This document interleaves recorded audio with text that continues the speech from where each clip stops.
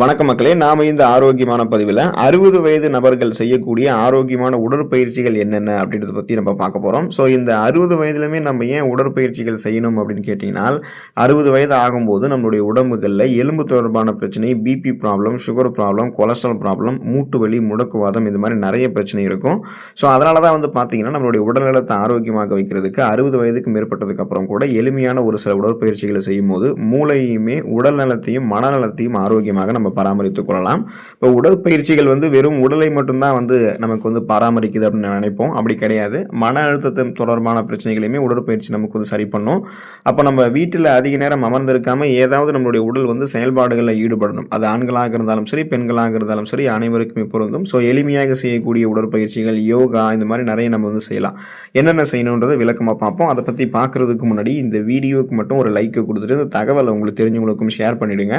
ஏன்னா இது அவங்களுக்கும் பயனுள்ளதாக இருக்கக்கூடிய ஒரு ஆரோக்கியமான பதிவு தான். இது போன்ற அப்டேட்ஸ்கள் நீங்கள் தொடர்ந்து பார்க்குறதுக்கு நம்மளுடைய ஹெல்த் நியூஸ் தமிழ் சேனலை மறக்காமல் சப்ஸ்கிரைப் பண்ணி வச்சுக்கோங்க. பக்கத்தில் இருக்கக்கூடிய பெல் பட்டனையும் கிளிக் பண்ணி ஆல் அப்படின்ற ஆப்ஷனையும் செட் பண்ணி வச்சுக்கிட்டீங்க அப்படின்னா நாங்கள் போடக்கூடிய எல்லா அப்டேட்ஸும் உங்களுக்கு நோட்டிஃபிகேஷன் அடிக்கடி சேரும். சரிவாங்க மக்களே, இப்போ வீடியோக்குள்ளே போயிடலாம். குறுநடை 60 வயதிற்கு மேற்பட்டவர்கள் செய்ய வேண்டுங்க. இப்போ குறைந்த தாக்கத்தை ஏற்படுத்தக்கூடிய இதய உடற்பயிற்சி தான் குறுநடை. அதாவது சின்னதாக ஒரு வாக்கிங் போகிறது. அதிக தூரமெல்லாம் நீங்கள் வாக்கிங் போகிறது இல்லாமல் அருகில் இருக்கக்கூடிய இடங்களுக்கு ஒரு 10லேருந்து 15 நிமிடங்கள் நடக்கிறது உங்களுக்கு இதய ஆரோக்கியத்தை மேம்படுத்தும். ஆனால் உங்களுக்கு தேவையில்லாத அந்த கொலஸ்ட்ரால்களை குறைச்சி இதயத்துக்கு வேண்டிய ரத்த ஓட்டத்தை சீரான அளவில் கொடுத்து மாரடைப்பு, பக்கவாதம் இந்த மாதிரி எதுவும் ஏற்படாமல் பாதுகாத்துக்கும். எலும்புகளினுடைய ஆரோக்கியத்தை மேம்படுத்தும். பிபி ப்ராப்ளத்தை உங்களுக்கு கண்ட்ரோல் பண்ணும். ஸோ அதுக்காக தான் பார்த்தீங்கன்னா நம்ம வேகமாக மூச்சு வாங்கக்கூடிய அளவுக்கு, வியர்த்து ஊற்றக்கூடிய அளவுக்கு நம்ம வேகமாக நடக்கக்கூடாது. அதே போல் ரொம்ப அதிக நேரமும் நடக்கக்கூடாது. எளிமையாக நம்மளால் நடக்க முடிஞ்ச தூரம், நடக்க முடிந்த அளவுக்கு நம்ம நடந்தால் போதும். 10லேருந்து 15 நிமிடங்கள் நடக்கிறதே உங்களுக்கு ஆரோக்கியம் தான். ஏன்னா நடைப்பயிற்சியே சிறந்த உடற்பயிற்சி. அதை நீங்கள் ஞாபகம் வச்சுக்கோங்க. அடுத்ததான் பார்த்தீங்கன்னா 60 வயதிற்கு மேற்பட்டவர்கள் நாற்காலி பயிற்சிகள் செஞ்சு பார்க்கலாம். ஸோ வீட்டில் இருக்கக்கூடிய நாற்காலியில் அமர்ந்து விட்டு எழுந்து மீண்டும் அமரக்கூடிய நாற்காலி பயிற்சி. ஸோ இந்த எக்ஸசைஸ்க்கு பேர் ஸ்குவாட் உடற்பயிற்சின்னு சொல்லுவாங்க. இதனால் உங்களுக்கு என்ன பெனிஃபிட்னு கேட்டிங்கன்னா, உங்களுடைய கீழ் உடல் தசைகள் வலுவாக மாறும். உடல் சமநிலையாகவே உங்களுக்கு இருக்கும். நீங்கள் பேலன்ஸ் தடுமாற மாட்டீங்க. ஸோ குறிப்பாக அந்த தொடை ஆரோக்கியம், உங்களுக்கு அந்த இடுப்பு பகுதிகள்லாம் உங்களுக்கு பேலன்ஸ்டாகவே இருக்கும். இந்த நாற்காலி பயிற்சியை நீங்கள் செய்யும்போது நீங்கள் என்ன பண்ணணும் அப்படின்னா, ஆரோக்கியமாக உங்களுடைய உடல்நிலைமையை வச்சுக்கிறதுக்காக அந்த நாற்காலியை நீங்கள் கரெக்டாக இருக்கக்கூடிய ஒரு நாற்காலி யூஸ் பண்ணணும். உடஞ்சிருக்கக்கூடிய நாற்காலியெல்லாம் யூஸ் பண்ண முடியும். அப்புறம் உங்களுக்கு நீங்கள் அந்த நாற்காலி மூலமாக கீழே விழுந்துறதுக்கும் வாய்ப்புகள் இருக்குது. ஸோ ரொம்ப நேரம் வேகமாக உட்காந்து எழுந்திருப்பாங்க. மூச்சு வாங்கக்கூடிய அளவுக்கு, வியர்க்கக்கூடிய அளவுக்கு ஸ்குவாட் பயிற்சிகளை வேகமாகவும் செய்வாங்க. ஆனால் நீங்கள் 60 வயதிற்கு மேற்பட்டக்கூடிய நபர்கள் அப்படி செய்யக்கூடாது. உங்களால் அப்படியே மெதுவாக நீங்கள் உட்காந்து எழுந்து மீண்டும் உட்கார முடிஞ்சால் அதுவே போதுமானது தான். இந்த மாதிரி நாற்காலி பயிற்சிகள் செய்யலாம். அடுத்ததான் பார்த்தீங்கன்னா 60 வயதிற்கு மேற்பட்டவர்கள் ஸ்விம்மிங் செய்யலாம். நீச்சல் பயிற்சி மேற்கொள்ளலாம். வாரத்தில் 1 அல்லது 2 நாட்கள் 6 அல்லது குளங்களில் நீச்சல் அடிக்கலாம். இந்த பயிற்சி மூட்டுகளை உங்களுக்கு இலகுவாகும். இது உடல் நலத்திற்கு மட்டும்தான் நல்லதான்னு கேட்டிங்கன்னா கிடையாது. உங்களுடைய மனநலத்தையும் நீச்சல் பயிற்சி மேம்படுத்தும். இப்போ நீங்கள் நீச்சல் பயிற்சி செய்யும் போது உங்களுக்கு நீச்சல் தெரியல அப்படின்னா, அங்கீகரிக்கப்பட்ட பயிற்சி நிறுவனங்களில் நமக்கு ஒரு பயிற்சியாளர் கொடுப்பாங்க. அந்த பயிற்சியாளருடைய மேற்பார்வையின் மூலமாக கூட நம்ம நீச்சல் பயிற்சி மேற்கொள்ளலாம். நீச்சல் பயிற்சி செய்யும் போது நம்ம சக நண்பர்கள் வந்தாங்க அப்படின்னா அவங்களோட உரையாடலாம். நமக்கு மன அழுத்தம் அப்படின்றதெல்லாம் எதுவும் இருக்காது. சமூகத்துடன் கூடிய ஒரு தொடர்பும் இருக்கும். அப்போ நீச்சல் பயிற்சி நம்ம கண்டிப்பாக செய்யலாம். சுவரில் புஷ்அப் பண்ணக்கூடிய இந்த எக்ஸசைஸ் பண்ணி பார்க்கலாம். ஸோ சுவரில் புஷ்அப் அப்படின்றது பார்த்தீங்கன்னா 60 வயதிற்கு மேற்பட்டவர்கள் பெரும்பாலும் தவிர்க்கணும்னு சொல்லுவாங்க. அதாவது தரையில் தான் நீங்கள் புஷ்அப் பண்ணக்கூடாது. சுவரில் புஷ்அப் பண்ணலாம். அதை ஞாபகம் வச்சுக்கோங்க.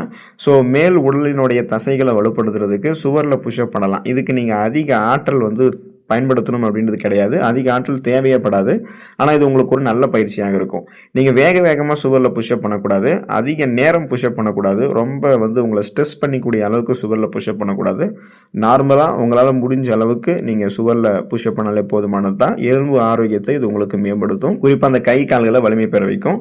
அமர்ந்த நிலை பயிற்சி 60 வயதுக்கு மேற்பட்டவர்கள்லாம் செய்யணும். ஸோ இந்த அமர்ந்த நிலை பயிற்சி கிட்டத்தட்ட அந்த ஸ்குவாட் பயிற்சி மாதிரி தான் இருக்கும்.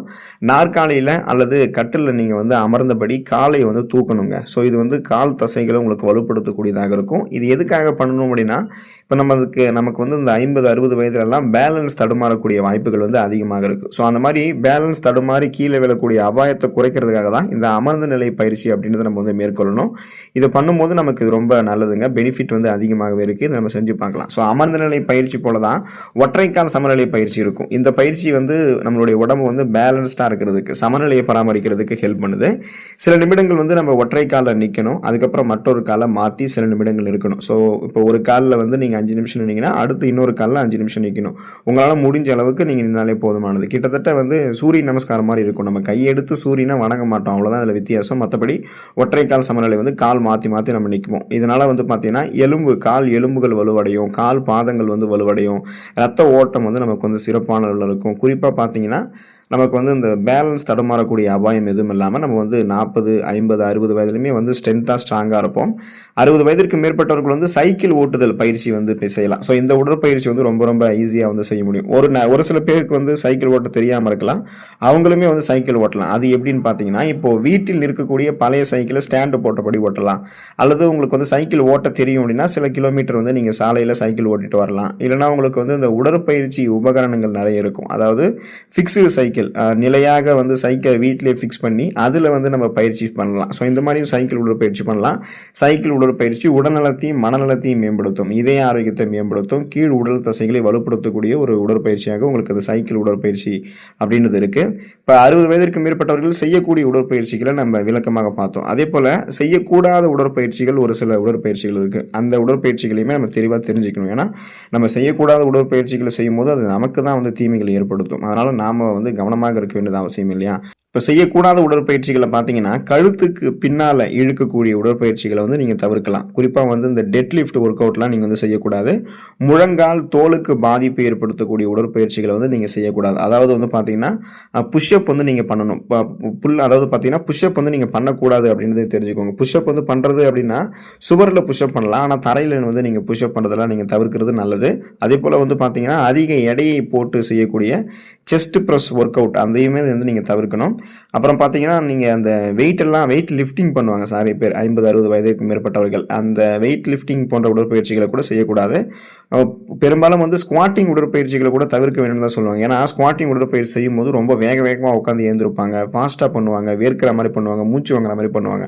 ஸோ அந்த மாதிரி பண்ணக்கூடாதுன்றதுக்காக தான் ஸ்குவாட்டிங் உடற்பயிற்சிகளை தவிர்க்கணும்னு சொல்லுவாங்க. ஆனால் மெதுவாக உட்காந்து எழுந்திருக்கலாம், அது வந்து பிரச்சனை கிடையாது. அதே போல் ட்ரெட்மில்ல நடக்கிறது வந்து 60 வயதிற்கு மேற்பட்டவர்கள் தவிர்க்க வேண்டியது ரொம்ப ரொம்ப அவசியம். ஏன்னா 50 வயதை நம்ம தாண்டும் போது நம்முடைய உடலில் வந்து இம்பேலன்ஸ் ஏற்படும். அதனால் ட்ரெட்மில்ல நடக்கும்போது பேலன்ஸ் வந்து தவறுவதற்கு வாய்ப்பு இருக்குது. அதனால் அதை நம்ம தவிர்க்கிறது நலம். அதே போல் குறிப்பாக வந்து 50, 60 வயதுலையுமே ஜிம் ஆக்டிவிட்டீஸ் வந்து மேற்கொள்வாங்க. ஹெவி ஜிம் ஆக்டிவிட்டீஸ் வந்து மேற்கொள்வாங்க. ஜிம் ஆக்டிவிட்டீஸை வந்து வயதானவர்கள் அறவே தவிர்க்க வேண்டும்.